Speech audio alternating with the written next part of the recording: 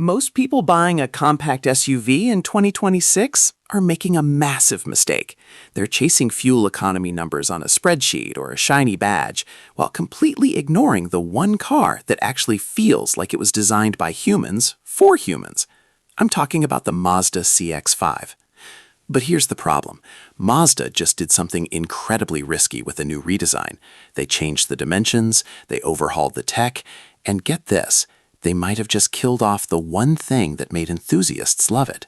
Is the 2026 CX-5 still the king of the premium for less segment, or has Mazda finally lost its soul to compete with Toyota? Stick around, because by the end of this video, you'll know exactly why this car is either your dream ride or a total deal breaker. For over a decade, the CX-5 has been the pretty one in a sea of boxes.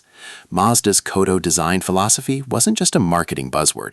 It was the reason the CX-5 looked like a $60,000 European luxury car while costing half that. But as we move into 2026, the competition is caught up. The Hyundai Tucson looks like a spaceship, and the Kia Sportage is, well, it's certainly different. When Mazda announced a full redesign for the third generation, fans were terrified. Usually, redesign in the SUV world means adding more plastic cladding, fake vents, and making the car look like a rugged mountain goat. The tension was real. Would Mazda ruin those clean, flowing lines just to look tougher like the CX-50? Or worse, would they make it so minimalistic that it loses all its character? The payoff is actually a relief. Mazda doubled down on what they call relaxed and athletic. The 2026 model is 4.5 inches longer and a bit wider, but they didn't fill that space with plastic. Instead, they stretched the wheelbase by 3 inches to give it a more planted stance. The front grille is wider, the LED headlights are sharper, and for the first time, the Mazda script is spelled out on the back instead of just the logo. It looks more expensive than the outgoing model, but it feels more mature. It's not trying to be an off-roader. It's leaning into being the most sophisticated city cruiser on the market. Let's be honest, if you owned a previous gen CX-5, you knew the backseat struggle. It was tight. If you had a tall passenger in the front, the person behind them was basically eating their knees. And that tiny infotainment screen, you had to be a master of the rotary knob just to change a radio station. Mazda faced a huge challenge here. Their whole brand identity is built on Ma, the Japanese concept of empty space and focus. They didn't want to just slap a giant iPad on the dash like Tesla and call in the day, because that's distracting. But they also knew that in 2026, if you don't have a big, beautiful screen, you're basically selling a dinosaur. How do you give people the tech they want without ruining the driver-centric cockpit? They nailed it. The 2026 CX-5 now features a massive 15.6-inch screen, the biggest ever in a Mazda. But here's the payoff for the purists. It's running Google built in. That means Google Maps, Google Assistant, and the Play Store are native to the car. You don't even need your phone plugged in. And remember that extra 4.5 inches of length? Almost all of it went to the rear seats and the cargo area.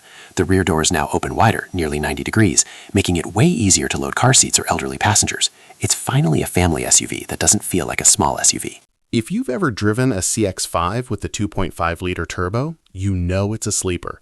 256 horsepower and 320 pound-feet of torque, it could embarrass some entry-level BMWs at a stoplight. It's the reason people call the CX-5 the Porsche Macan for the rest of us. But here comes the wait what moment. For the initial 2026 launch, Mazda is sticking with the naturally aspirated 2.5-liter Skyactiv G engine. It makes 187 horsepower. Now, 187 horsepower is fine, it's enough for merging, but in a world where everyone is going hybrid or turbo, Mazda's decision to keep an old-school non-turbo engine as the base has people worried. Is it going to feel slow? Is the 6-speed automatic transmission, which feels ancient compared to 8 or 10 speeds, going to hold it back? Here's the thing, Mazda's 6-speed is actually its secret weapon. While Honda and Toyota are moving to CVTs, continuously variable transmissions, that drone and feel like rubber bands, Mazda's transmission actually shifts. It feels mechanical, it feels real. Plus, they've retuned the G-Vectoring Control Plus for 2026. This system subtly adjusts engine torque when you turn the wheel, shifting weight to the front tires for more grip. The payoff isn't raw speed, it's the Jinba Itai, the feeling of the horse and rider as one. It's still the best handling SUV in the class, even without the turbo kick. And word on the street is a Mazda-developed hybrid is coming in 2027 to bridge the gap. The Toyota RAV4 is the best-selling SUV in the world for a reason.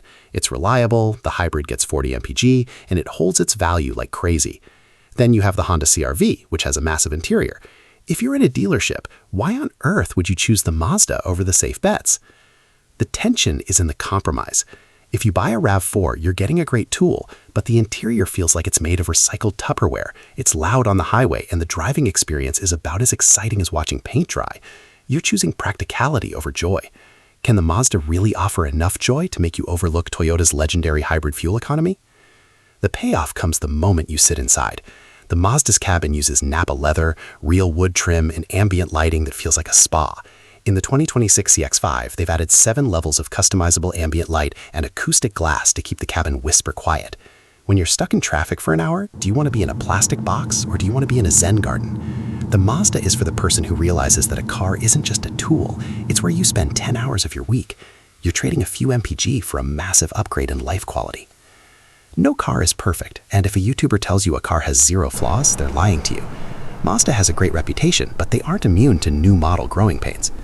We've seen some worrying reports about recent Mazda launches. The larger CX-90 had some software gremlins with its hybrid system and battery modules. Some owners of the 2.5-liter engines and other models have reported oil consumption issues in the past. With the 2026 CX-5 being a full redesign with new Google-based tech, the big question is, are you going to be a beta tester for Mazda's new software? The silver lining, Mazda kept the same 2.5-liter engine for a reason. It's proven. Unlike the brand new engines in some rivals, this Skyactiv G-Block has been around the block a million times. Most of the issues you hear about are related to the newer turbo or hybrid setups, which aren't in the base 2026 CX-5 yet. Plus, Mazda's new infotainment allows for over-the-air OTA updates, so if there is a software bug, you don't have to spend a Saturday at the dealership. It fixes itself in your driveway while you sleep. It's the most reliable new car you can buy because the parts under the hood aren't actually new, they're just perfected. So we've looked at the sexy new design, the massive tech upgrade, the controversial engine choice, and the competition. Now it's time for the real talk. If you're a spreadsheet buyer who only cares about the lowest monthly payment and the highest MPG, the CX-5 is going to frustrate you. It doesn't have the 40-plus MPG of a RAV4 hybrid, yet. It doesn't have the rugged ground clearance of a Subaru Forester. If you try to force the CX-5 to be something it's not, you're gonna regret the purchase. But if you're the person who looks back at your car after you park it, if you're the person who actually enjoys a twisty back road on a Sunday morning, or if you're just tired of SUVs that feel like appliances, the 2026 CX-5 is in a league of its own.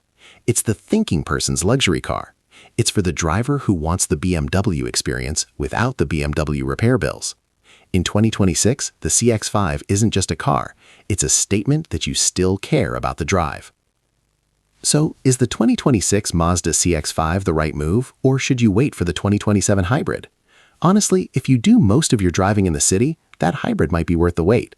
But if you want a bulletproof, gorgeous, and fun-to-drive SUV right now, there isn't a better cabin for the money. But hey, don't just take my word for it. There's one specific trim level of the CX-5 that's a total ripoff, and one that's the sweet spot. I've put a deep dive into those trims in the description below. If this video helped you clear the fog, hit that like button. It really helps the channel. And if you're cross-shopping this with the Toyota RAV4, you need to watch my comparison video right here, because the reliability stats might actually surprise you. Thanks for watching, and I'll see you in the next one.